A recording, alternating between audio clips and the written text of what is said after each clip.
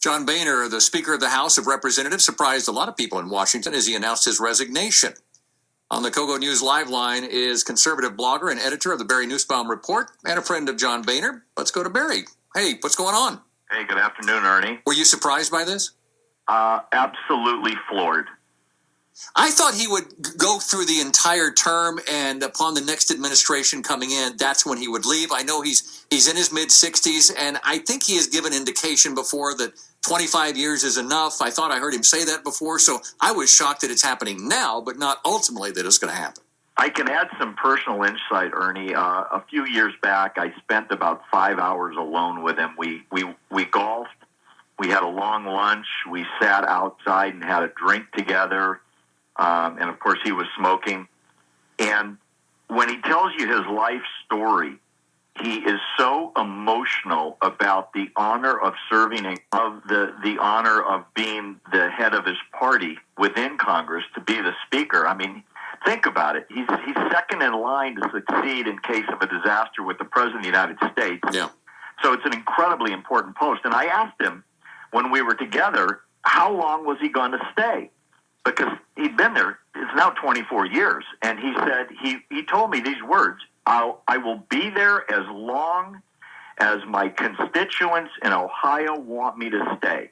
And I can tell you, I spoke to a good friend in Cincinnati yesterday who knows John Boehner, and he's crushed by it. He is so popular at home, he literally could have run till the end of time, or he was turned out of office.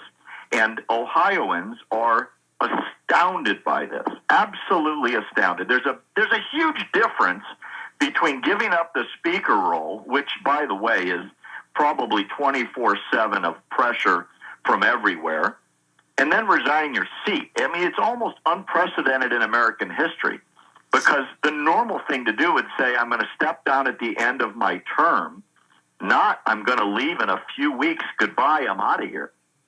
I wonder if there is something he's not talking about, perhaps a physical issue. That is exactly what I think. It's always one of two things when somebody leaves suddenly, and there's many, many examples in recent history.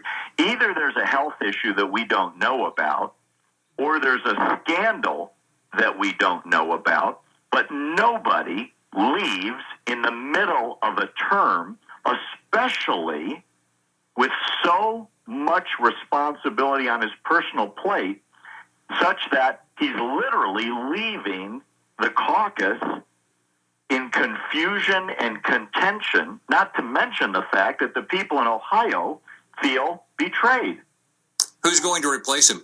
I think, based on what I'm hearing, it's going to be Kevin McCarthy. There was a lot of talk today. You know, the caucus mourns him for about the usual 15 seconds. Yeah. And then the fight starts very, very quickly. It's like the mafia. Who's going to be the new Don? Yeah. And that's such a powerful position. The scrambling has already started. Keep in mind, do you know how long Kevin McCarthy knew about this before the resignation? I'm guessing not long. Under a minute. Really? Okay. As he approached the podium singing Zippity Doo-Dah today, which was very weird, he told McCarthy, who was completely flabbergasted, and a minute before that he had told his staff. Nobody knew. So there's a lot of speculation that something happened during his conversation with the Pope yesterday. In terms of his career, Ernie, yesterday was the pinnacle of his entire career. Yeah. He brought the Pope to America personally, was with him everywhere, and then a day later quits. He said he woke up, he said a prayer, and decided on the spot to resign, and then supposedly said, well, maybe I should quit Congress too, and I shouldn't wait, I should just leave. Barry Nussbaum with us, the blogger and editor of the Barry Nussbaum Report, friend of John Boehner. Barry, we'll have to talk to you again about this. I am really short on time, but there is a lot to discuss, and you just have to wonder if there was an underlying secret going on, perhaps a medical issue. We certainly hope not. I think what we need to do is watch closely and wait for the other shoe to drop. I'm sure it's going to come out, and it's not what he says it is. I predict there's something we don't know.